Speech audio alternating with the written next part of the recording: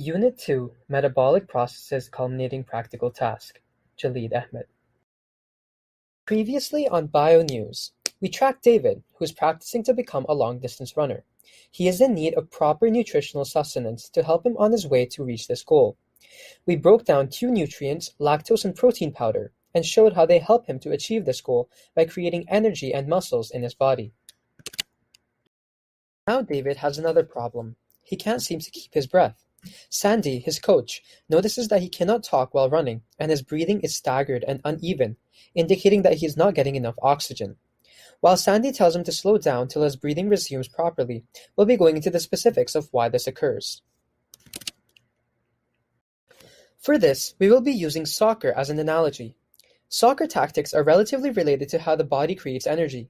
We will be associating scoring a goal with creating energy, starting off with the goalkeeper as being the energy source, or glucose. Soccer tactics are a study of their own, and today we will be treating the goalie as the food source, the ball as the glucose molecule, and the defense, midfield, and strikers as glycolysis, the Krebs cycle, and the electron transport chain, respectively. Tactic number 1.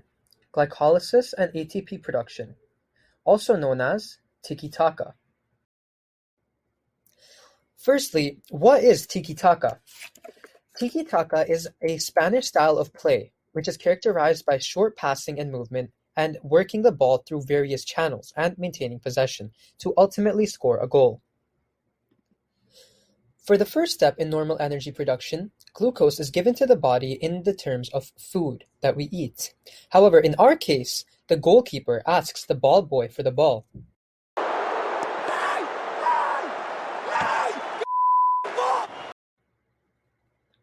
The goalkeeper then sends his ball into the defense, near the back line. The back line, in our case, is the cytosol of the cell, and the defense is glycolysis, where the glucose molecule will be turned into pyruvate to be passed on to the midfield, which would be the Krebs cycle. The defense, glycolysis, mainly occurs in the defensive third of the pitch, which is acting as the cytosol of our cell, alongside the defensive fullbacks and the wingbacks, which are serving as the enzymes and as support. The defense processes the glucose molecule and turns it into pyruvate to hand it off to the midfield, which occurs in the mitochondria of the cell and the middle part of our pitch. These enzymes, such as hexokinase, are essential to the processing of glucose, just as they are essential to the buildup of play in a soccer match. The midfield, the Krebs cycle, then takes the pyruvate molecule from the defense and processes it and turns it into NADH and FADH to hand it off to the attack, whose job it is to score goals. Notice how both the midfield and the defense produce 2 ATP molecules each, which is our end goal.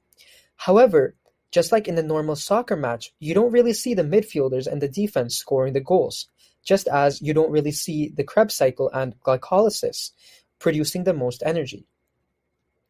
Notice and watch how these players are playing as a team, the same way the multiple enzymes of the citric acid cycle, such as fumarase, aconitase, and malate hydrogenase play as a team to provide the electron transport chain, our attackers, with the intermediary molecules of NADH and FADH, so that they can produce the majority of the goals and ATP.